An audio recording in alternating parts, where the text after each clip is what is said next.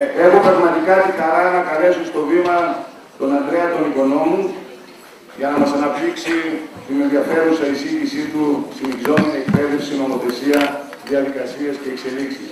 Από ένα πλούσιο βιογραφικό του φίλου μας του Ανδρέα, επιλέγω ότι είναι εδώ Θεσσαλονικός, έχει σπουδάσει μαθηματικά και ψυχολογία στη Θεσσαλονίκη στο Παρίσι, εξειδικεύτηκε στα καθαρά μαθηματικά, στη διδακτική των μαθηματικών και την εξελικτική και παιδαγωγική ψυχολογία. Έχει άδεια ασκήσεως στους επαγγέλματος ψυχολογίας. Σήμερα διδάσκει γενική, εξελικτική και παιδαγωγική ψυχολογία και διαπροσωπικές σχέσεις και μαθηματικά. Έχει διεθνή εμπειρία, είναι σύμβουλος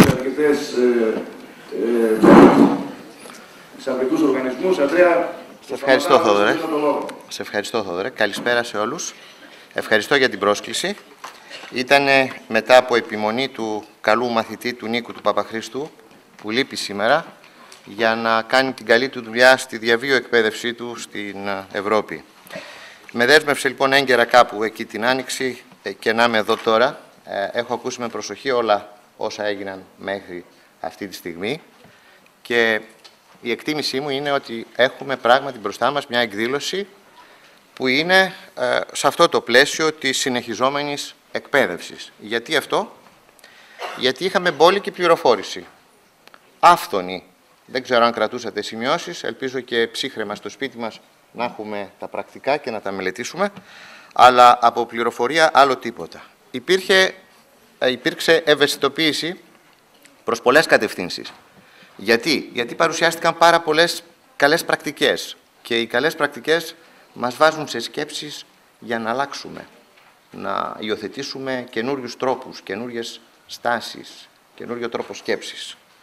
Το κρατάμε αυτό. Υπήρξε πολλή γνώση του ότι. Γνώση του ότι, δηλαδή τα πράγματα έχουν έτσι και δεν έχουν αλλιώς. Όπως παραδείγματος χάρη, το πρωί η Κατερίνα μας μίλησε για έναν νόμο. Είχαμε πολλή γνώση του πώς. Μας παρουσίασε η κυρία λίγο πριν για το Άιζο και πώς αυτό μπορεί να κατακτηθεί. Άρα λοιπόν από πολλές κατευθύνσεις και σε πολλές διαστάσεις είχαμε μια δράση και έχουμε και συνεχίζουμε μια δράση συνεχιζόμενης εκπαίδευσης. Δεν θα σας κουράσω με νόμους. Το πήρα απόφαση αυτό χτες το βράδυ. Είδα την ώρα που θα μιλήσω. Ξέρω ότι δεν είναι η καλύτερη τώρα να σας βομβαρδίσω με διάφορα πράγματα. Θα σας κατευθύνω όμως προς κάποιες κατευθύνσεις. Για κάποιες διαδικασίες θα σας πω, για κάποιες εξελίξεις επίσης. Λοιπόν, ξεκινήσουμε λίγο από παλιά, από δύο σημαντικούς φιλόσοφους. Τον Αριστοτέλη που λέει ότι οι άνθρωποι από τη φύση τους είναι όντα που θέλουν, επιθυμούν να μάθουν. Και ο Φράνσις Μπέικον λέει ότι η γνώση είναι δύναμη. Παλιότερα δύναμη ήταν η σωματική Ρώμη, έτσι. Τώρα πια είναι η δύναμη, είναι η γνώση, είναι και οι πληροφορίες. Όποιος διαχειρίζεται τη γνώση και τις πληροφορίες είναι σε πλεονεκτικότερη θέση. Αυτά είναι αυτονόητα, αλλά κοιτάξτε, από εκεί θα ξεκινήσουμε. Μερικές φορές δεν τα δίνουμε μεγάλη σημασία στην καθημερινότητά μας. Εμείς οι ψυχολόγοι, ειδικά όσοι ασχολιόμαστε λίγο με την συστημική προσέγγιση των πραγμάτων, λέμε ότι για να αλλάξει κάτι πρέπει να κάνω κάτι. Τόσο απλά. Συνήθως δεν αλλάζουμε γιατί δεν κάνουμε τίποτα για να αλλάξουμε. Το κρατάμε αυτό γιατί με αυτό θα κλείσουμε πάλι. Και πώς μπορούμε να αλλάξουμε? Υπάρχει ο γενικός όρος εκπαίδευση, υπάρχει επιμόρφωση, εξειδίκευση, κατάρτιση, αυτομόρφωση και ένα σωρό άλλα πράγματα. Λίγο πολύ τα ξέρουμε, δεν θα τα αναλύσω. Υπάρχει λοιπόν και το γυράσκω αεί διδασκόμενος, αλλά εδώ θέλω να σας πω ότι αφού θέλω να αλλάξω, δεν μαθαίνω παθητικά, επιδιώκω να μάθω, επιλέγω τι θα μάθω, πότε θα το μάθω, έτσι, πώς θα το μάθω.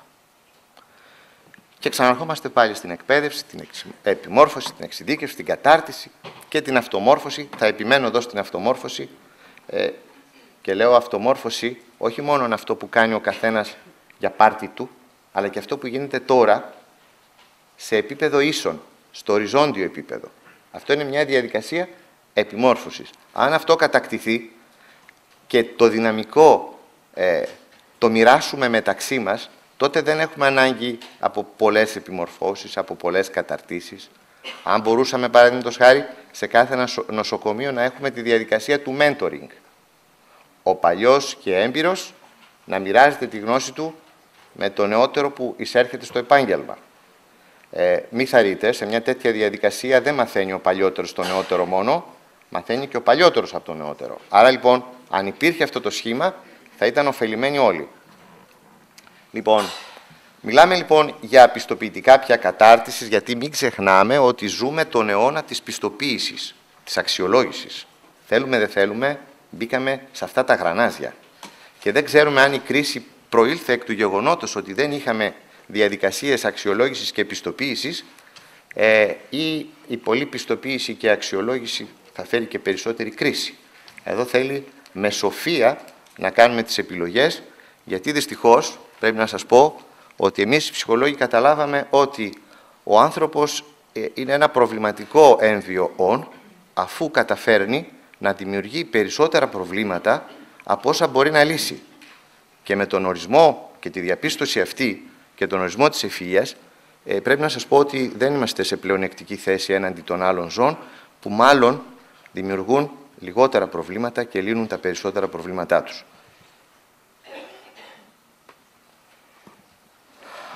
Υπάρχει και κάτι άλλο που με αφορά και όσους σκέφτονται να πάνε στην Ασπέτε, να πάνε στο ΕΚΔΑ, να πάνε στο Διαβαλκανικό Ινστιτούτο Διαβίου Εκπαίδευσης κτλ.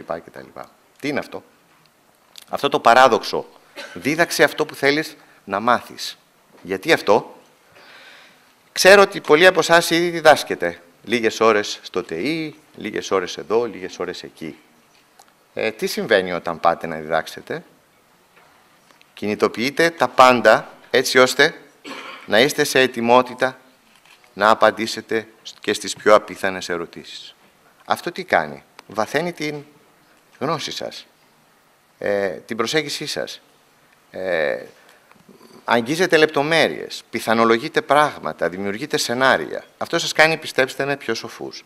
Άρα λοιπόν, ένας τρόπος να μάθετε είναι να επιχειρήσετε να διδάξετε κιόλας. Πώς? Κοιτάξτε τι λέει ο Αϊνστάιν. Δεν έχεις πλήρη κατανόηση για κάτι αν δεν μπορείς να το εξηγήσεις στη γιαγιά σου. Πόσο σοφός ήταν ο άνθρωπος αυτός. Μπορείτε λοιπόν να εξηγήσετε στη γιαγιά σας μερικά πράγματα. Τότε τα ξέρετε πάρα πολύ καλά. Βέβαια, εγώ έχω μια άλλη προσέγγιση, την προσέγγιση του παστίτσιου. Θα σας την πω. Συνήθως, ακόμα και αυτά που μας είπε ο Διονύσης, τα αμερικάνικα κόλπα που απαντάς σε κάποιες ερωτήσεις και παίρνεις μια πιστοποίηση, δεν μου αρκούν. Δεν μου αρκούν γιατί?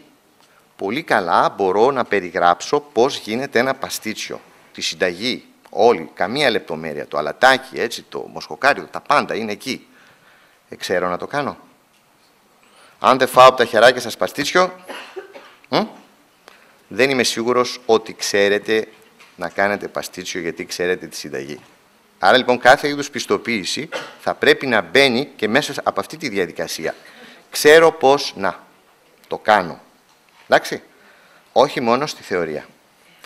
Λοιπόν, κάποιοι από εσάς, επειδή το επάγγελμα κλείνει, με ποια έννοια? Πόσες προσλήψεις γίνονται πια? Σκέφτεστε να κάνετε και άλλα πράγματα.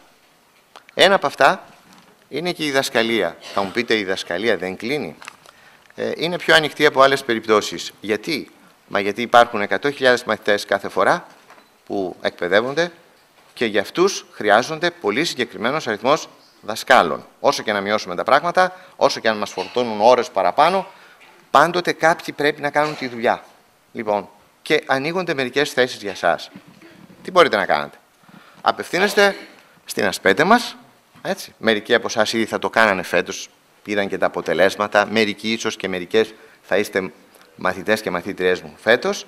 Άρα λοιπόν θα μπείτε σε αυτή τη διαδικασία της εκπαίδευσης. Της εκπαίδευσης μετά το βασικό σας πτυχίο και για κάτι που δεν είναι ακριβώς στην ειδικότητά σας, είναι κάποια εργαλεία για να γίνετε καλοί δάσκαλοι. πιστεύω και καλύτεροι άνθρωποι. Μιας και είναι ανθρωπιστική αυτή η παιδεία και κάνει καλό σε όλους όσους μετέχουν. Μπορείτε να συμμετέχετε και μετά στον ΑΣΕΠ κτλ. Τα ξέρετε αυτά. Μπορείτε να διεκδικήσετε μια θέση στο Σώμα Επιμορφωτών του ΕΚΕΠΗΣ, στο Σώμα Επιμορφωτών του Εθνικού Κέντρου Δημόσιας Διοίκησης, που όπως ξέρετε έχει και ένα Ινστιτούτο Επιμόρφωσης, ή σε αυτό το ΚΕΚ της ΑΔΕΔΗ που το λένε Διαβαλκανικό Ινστιτούτο Δημοσίων Υπαλλήλων. Και οι τρεις τελίτσες είναι γιατί είναι ένας μακρύς κατάλογος αυτός που δίνει ευκαιρίες να διδάξετε.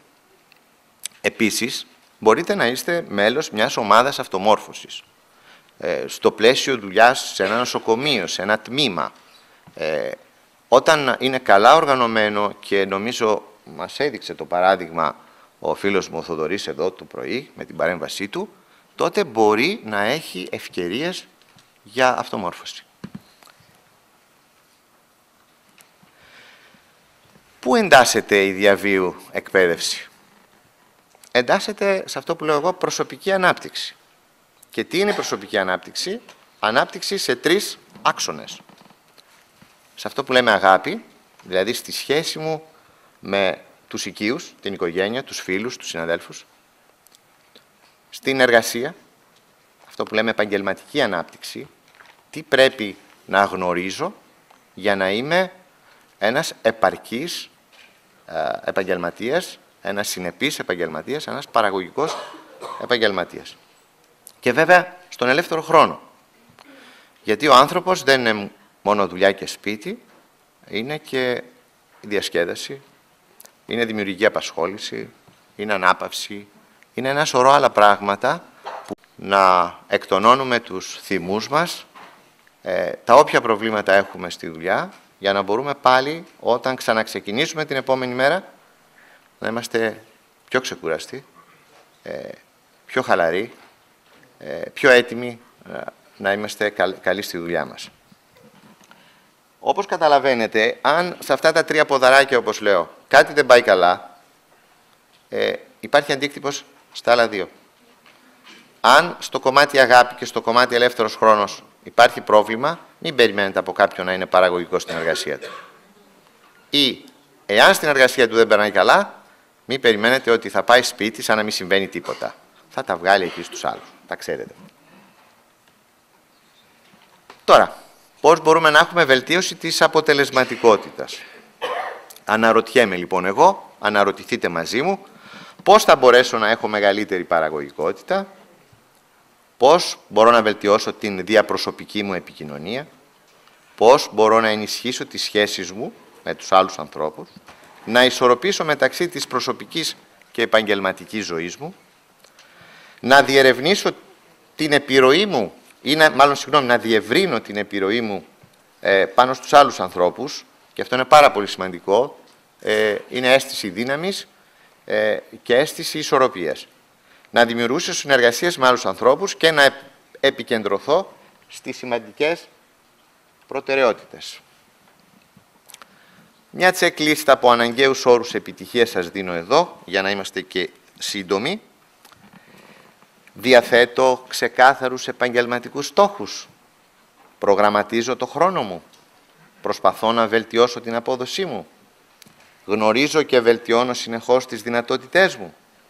Πιστεύω ότι η προσωπική προσπάθειά μου θα έχει θετικά αποτελέσματα και θα μπορέσω να ξεχωρίσω.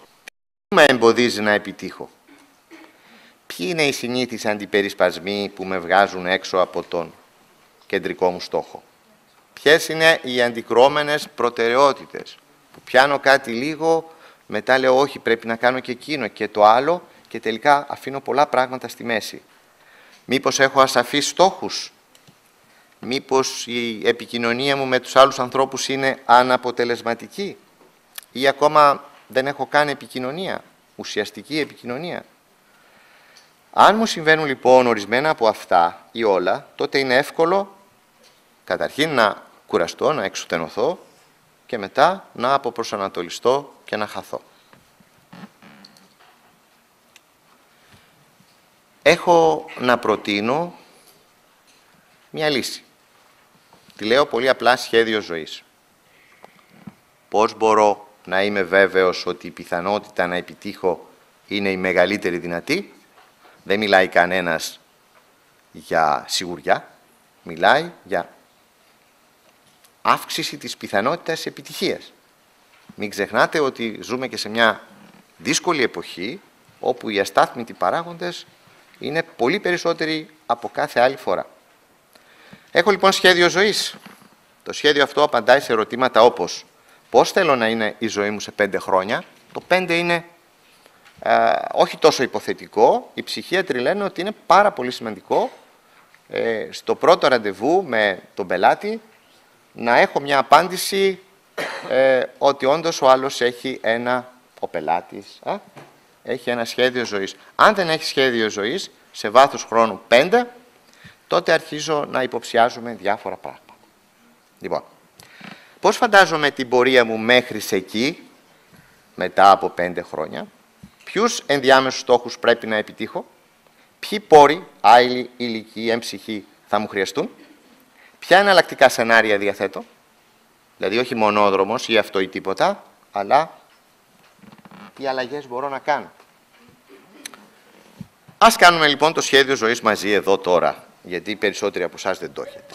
Λέω εγώ τώρα, Λοιπόν, κάτω αριστερά είμαστε εδώ στο σήμερα, αυτή τη στιγμή, σε αυτό το σημείο του πλανήτη. Και πάνω δεξιά, εκεί και τότε, 19 Οκτωβρίου 2017. Τα λέω σωστά? Πώς πάμε από εδώ εκεί? Σας βάζω δύσκολα. Λοιπόν, αν το δουλεύαμε αυτό στο γραφείο με καφέδες και τα λοιπά, θα ήταν πιο ωραία, αλλά τώρα σας δίνω κάτι ένα σκαρίφημα, πώς θα το κάνετε σπίτι μόνοι σας. Κάποιοι ενδιάμεσοι στόχοι. Πρώτος, δεύτερος, τρίτος, τέταρτος. Επάνω βάζω τους ανθρώπους μου και κάτω τους πόρους. Ποιοι μπορεί να είναι αυτοί οι άνθρωποι, ποιοι μπορεί να είναι αυτοί οι πόροι. Να δούμε κανένα παράδειγμα. Λοιπόν, παίρνω ένα παράδειγμα που είναι πραγματικό. Δεν είναι φανταστικό αυτό. Απλά δεν βάζω ονοματεπώνυμο. Λοιπόν, οι ημερομηνίες είναι στο παρελθόν, αλλά δεν πειράζει. Ωραία. Ο άνθρωπός μου, λοιπόν, ξεκίνησε από τεχνολόγο σαν και εσάς ή κάτι αντίστοιχο. Πήρε ένα δεύτερο πτυχίο, έκανε ένα μεταπτυχιακό. Το πρώτο είναι πτυχίο, συγγνώμη, αλλά είμαι μέσα στο καλό πλαίσιο. Η μάνα μου έλεγε, Αντρέα, κάνε κανένα λάθος, μη σε ματιάξουνε. Να το λάθος, γλίτωσα το μάτιαγμα, είμαι πάρα πολύ καλά. Λοιπόν, πρώτος στόχος πτυχίο, δεύτερος στόχος μεταπτυχιακό, τρίτος στόχος διδακτορικό, τέταρτος καθηγητής πανεπιστημίου. Είναι φίλος μου και είναι καθηγητής πανεπιστημίου. Έχει πετύχει το σχέδιο του. Όχι σε 5 χρόνια, σε 8. Γιατί? Γιατί του τύχαν διάφορες αναποδιές και έπρεπε κάτι να κάνει. Ωραία. Κάντε εσείς ένα 5ετές και ας μην σας βγει ακριβώς. Λοιπόν, οι γονείς του τον βοήθησαν, οι φίλοι του, οι δάσκαλοι του, οι σύντροφοί του. Και βέβαια, οι πόροι δούλεψε, είχε υποτροφία και ένα χωραφάκι στο χωριό που το πούλησε, το σκότωσε και έκανε το όνειρό του πραγματικότητα. Κατανοητό τι εννοώ ένα σχέδιο ζωής. Το δικό σας μπορεί να λέει ότι θα κάνω 3 παιδιά. Εντάξει. Θα μάθω να ζωγραφίζω, έτσι, σαν εκείνο στην ΕΤ3.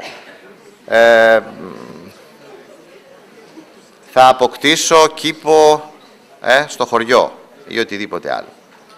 Εσείς θα βάλετε το περιεχόμενο. Για να δούμε λιγάκι. Σε όλα αυτά τι λέμε? Ότι το κράτος φταίει. Είναι αλήθεια, δεν είναι? Για να δούμε. Καταρχήν, από ρητορία σκίζει, Το κράτος κάθε φορά σκίζει, για να το δούμε.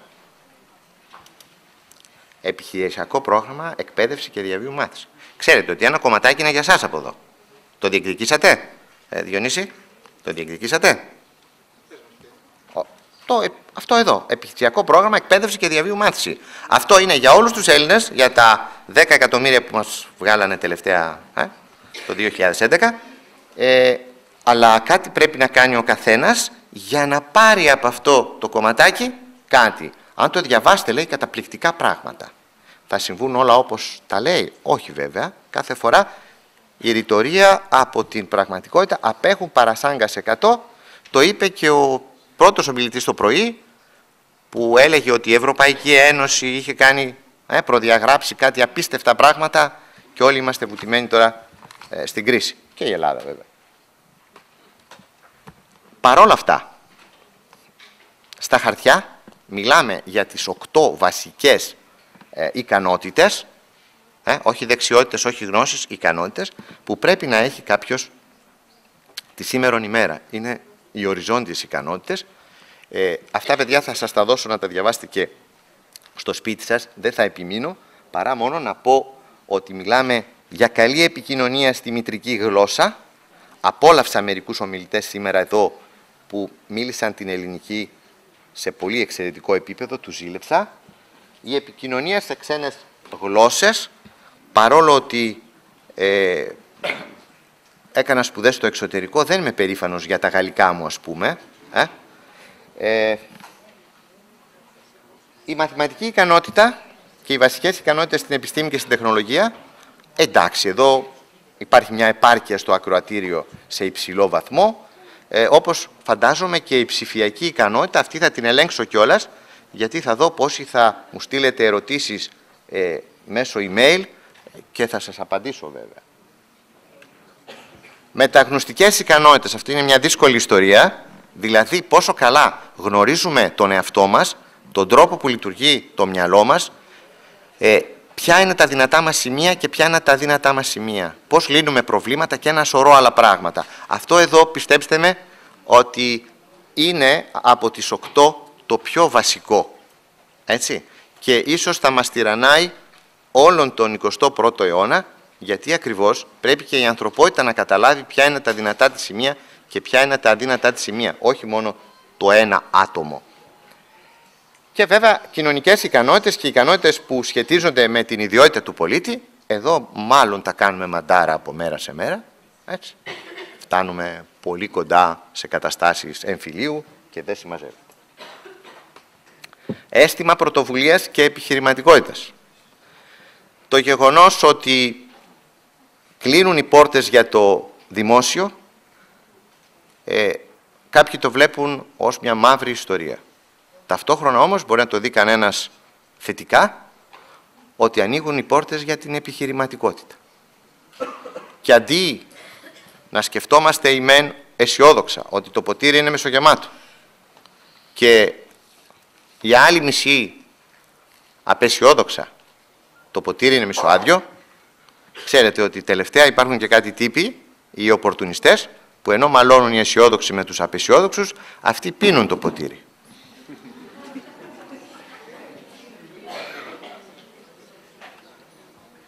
Λοιπόν, το επιχειρησιακό πρόγραμμα το βρίσκεται, το λέω για τους πιο επιτελικούς από εσάς, που μπορούν να υποβάλουν προγράμματα κτλ. Βρίσκετε τα κείμενα και προσπαθείτε να δείτε σε ποια χαραμάδα μπορείτε να τρυπώσετε κι εσείς, να βρείτε τους καλούς συνεταίρους και να διεκδικήσετε χρήματα για την εκπαίδευση και διαβίου μάθηση. Λοιπόν, δεν θα επιμείνω σε αυτό, το μίλησε και ο πρωινός ομιλητής, πιστοποίηση προσόντων για τον ΕΟΠ, το Europass σας το είπε, ισοτιμίες και επαγγελματικά δικαιώματα, αρκετά μιλήσατε γι' αυτό. Νάτος ο νόμος, αυτό το νόμο να τον διαβάσετε καλά, θα δείτε σε τι ακριβώς σας αφορά τον καθένα σας, στη φάση την επαγγελματική που βρίσκεται, στη φάση της διαβίου εκπαίδευσής του που βρίσκεται και θα ορίσει λοιπόν τη θέση του ως προς αυτόν τον νόμο και θα κάνει χρήση κάποιων διατάξεων του. Εδώ είναι ένας ορισμός της διαβίου μάθησης, έτσι, που δεν θα τον διαβάσω καν, θα τον έχετε σπίτι σας σε λίγο. Οι συλλογικότητες, να το πάω λίγο πίσω. Όλες οι μορφές μαθησιακών δραστηριοτήτων στη διάρκεια της ζωής του ανθρώπου που αποσκοπούν στην απόκτηση ή την ανάπτυξη γνώσεων, δεξιοτήτων και ικανοτήτων, οι οποίες συμβάλλουν στη διαμόρφωση μιας ολοκληρωμένης προσωπικότητας, στην επαγγελματική ένταξη και εξέλιξη του ατόμου, στην κοινωνική συνοχή, στην ανάπτυξη της ικανότητας ενεργού συμμετοχής στα κοινά και στην κοινωνική, οικονομική και πολιτισμική ανάπτυξη. Έτσι. Περιλαμβάνει την τυπική εκπαίδευση, τη μη τυπική εκπαίδευση και την άτυπη μάθηση, όπως σας είπε και ο πρωινός ομιλητής. Τι ρόλο μπορούν να παίξουν οι συλλογικότητες, οι συνδικαλιστικοί φορείς, οι σύλλογοι εργαζομένων και οι οργανισμοί. Λοιπόν, εδώ τώρα έχω δύο σκέψεις. Έχω λίγο χρόνο, ένα λεπτάκι. Με το είπες και χθες το βράδυ, ναι. δεν μπορώ να σε διακόψω. Ναι. Λοιπόν, προτείνω σε εσάς μια επιθετική πολιτική στα πράγματα. Μην περιμένετε από κανέναν δημόσιο οργανισμό να σας σκεφτεί ότι έχετε προβλήματα, παραδείγματος χάρη θέλετε επίγουσες επιμορφώσεις, εξειδικεύσεις σε κάποια πράγματα, παραδείγματος χάρη γιατί η τεχνολογία εμφανίστηκε με καινούργια μηχανήματα που θέλουν καινούριους χειρισμούς και ένα σωρό άλλα πράγματα. Πρώτον, διερεύνηση εκπαιδευτικών αναγκών. Αυτό δεν γίνεται μια φορά. Πρέπει να έχετε ένα συνεχές παρατηρητήριο διάγνωσης των εκπαιδευτικών αναγκών. Ανά πάσα στιγμή δηλαδή να υπάρχει η εικόνα τι θέλουν τα μέλη του συναφιού μας. Θέλουν εκπαιδεύσεις σε 1, 2, 3, 5, 10 πράγματα. Δεύτερον, τι πρόγραμμα θα εξυπηρετούσε μια τέτοια ανάγκη. Μικρό, μεγάλο, μήπως πρέπει να είναι μεταπτυχιακό εξειδίκευσης στο ΤΕΙ Θεσσαλονίκης, μήπως θα πρέπει να είναι ένα weekend, μήπως θα πρέπει να είναι ένα πρόγραμμα 100 ωρών, 200 ωρών κτλ. Βρίσκουμε λοιπόν και περιγράφουμε ένα curriculum για αυτό το πρόγραμμα και μετά λέμε ποιος οργανισμός απευθύνεται σε δημοσίους υπαλλήλους και προσφέρει προγράμματα δωρεάν. Είναι κανένα δυο. Σας τους ανέφερα ήδη. Εντάξει. Πάμε λοιπόν με το πρόγραμμά μας και λέμε είμαστε 500 και θέλουμε να μας εκπαιδεύσεις για αυτό το πράγμα. Εντάξει. Το κάνατε καμιά φορά. Έτσι όπως σας το λέω. Έτοιμο, πακέτο. Πιστέψτε με ότι αν πάτε έτσι έτοιμοι θα το έχετε. Είτε μέσα από το ΕΚΔΑ, είτε μέσα από το διαβαλκανικό, το οποίο απευθύνεται σε δημόσιους υπάλληλους, θα το έχετε. Αλλά αυτοί οι άνθρωποι κοιτάζουν την ευκολία τους. Δηλαδή, κάθονται, ό,τι θυμούνται χαίρονται, μπορεί να κάνουν και καμιά έρευνα όπως σκέφτονται αυτοί, αλλά αναφορά όλοι οι δημόσιοι υπάλληλοι, εντοπίζουν μερικά πραγματάκια, τα οποία τους είναι και εύκολα να κυλήσουν και τα κάνουν. Εσείς βέβαια μπορείτε να συμμετέχετε σε όλα αυτά, μπαίνετε στο διαδίκτυο, γεμίζετε μια φόρμα αίτησης και κάποια στιγμή θα σας έρθει μια απάντηση ότι μπορείτε να συμμετέχετε στο τάδε πρόγραμμα. Ελάτε από Δευτέρα, ελάτε κτλ. Μπορείτε να υποφεληθείτε από αυτά, αλλά ο κλάδος γενικώς θα μπορούσε να κάνει αυτή τη δουλειά, την επιθετική πολιτική και να ωφελούνται πολύ περισσότερο τα μέλη του. Κατανοητό? Μελέτη λοιπόν διερεύνησης, πρόγραμμα εκπαίδευσης που να ικανοποιεί μία ή περισσότερες από τις εντοπισμένες ανάγκες, φορείς υλοποίησης, νάτι, μετά η υλοποίηση, μετά η αξιολόγηση και πάλι από την αρχή, διότι κάθε φορά που τελειώνει κάτι δεν σημαίνει ότι όλα έγιναν καλά, δεν αφέθηκαν κάτι πράγματα απ' έξω, που θέλει κάποια συμπληρώματα, να επανέλθουμε κτλ. Λοιπόν, τι μας λέει ο Γκάντι? Γίνει η αλλαγή που θέλεις να δεις στον κόσμο. Τόσο απλά. Και εγώ πιο απλά συμπληρώνω, ναι, κάντο, αλλά με σχέδιο. Λοιπόν, καλείστε να κάνετε το σχέδιο ζωής σας και σαν οργανισμοί, έτσι, σχέδια γενικότερα για το καλύτερο όλων. Σας ευχαριστώ πάρα πολύ.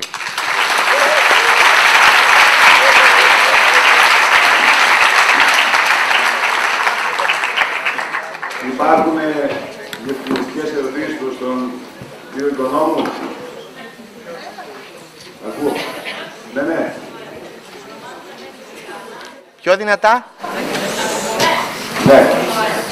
Θέλω να ρωτήσω, στο τμήμα πτυχίου, στο ΤΕΙ, στο τμήμα ιατρικών εργαστηρίων, ποια είναι τα απαραίτητα προσόντα που χρειάζεται κάποιος για να εισαχθεί στη σχολή ΑΣ5, να μην είναι απαραίτητο το μεταπτυχιακό. Ναι. Προσέξτε. Κάθε χρόνο, μήνα Μάιο, Ιούνιο, ανάλογα, βγαίνει μια προκήρυξη. Η προκήρυξη αυτή περιλαμβάνει όλες τις σχολές περίπου, των λεγόμενων μη καθηγητικών σχολών, δεν έχουμε μαθηματικούς, φιλολόγους κτλ. Έχουμε τους απόφοιτους ΤΕΗ και τους απόφοιτους ΑΕΗ. Εκτός από αυτούς. Λοιπόν, κάπου εκεί λέει ότι στην Αθήνα θα πάρω 2 τεχνολόγους, στη Θεσσαλονίκη 3, στα Γιάννενα, γιατί είμαστε σαν χταπόδι ένα πράγμα, έτσι, πάνω από την Ελλάδα, ξεκινάμε από τις Σάπες και καταλήγουμε στη Ρόδο πια, αφού κάνουμε τον κύκλο. Λοιπόν, λίγους παίρνουμε από κάθε ειδικότητα.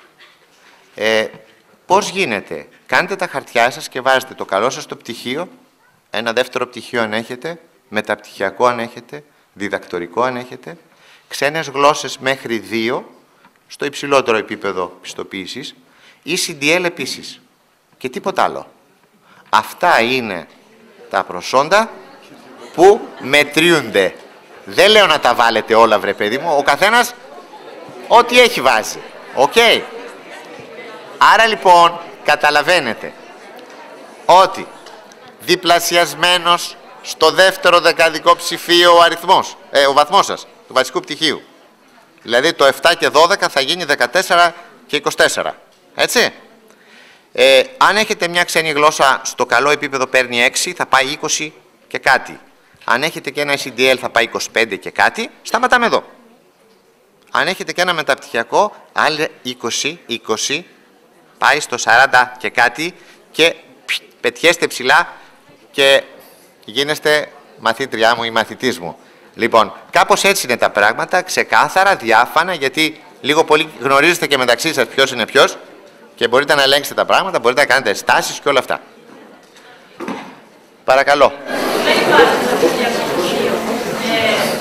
Αποκλείεσαι εντελώς αυτή η ποιότητα να Αν δεν υπάρχει μεταπτυχιακό. όχι, φυσικά και όχι.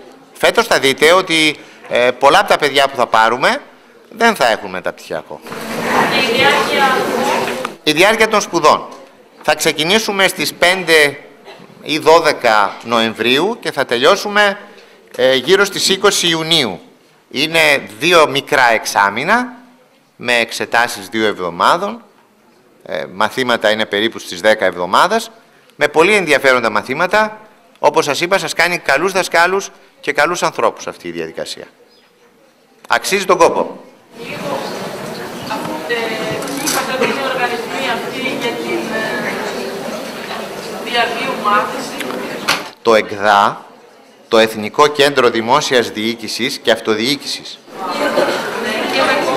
και το Διαβαλκανικό Ινστιτούτο Δημόσιας Διοίκησης. Αυτά τα δυο αφορούν όλους όσοι είναι δημόσιοι υπάλληλοι. Δικαιούνται να αιτούνται σε αυτές τις υπηρεσίες εκπαιδεύσεις που προσφέρουν και προσφέρουν χιλιάδες προγράμματα κάθε χρόνο. Πολύ ενδιαφέροντα. Στο ίντερνετ θα τα βρείτε εύκολα. Υπάρχει άλλη ερώτηση? Αντρέα, ευχαριστούμε πάρα πολύ. Και εγώ σας ευχαριστώ.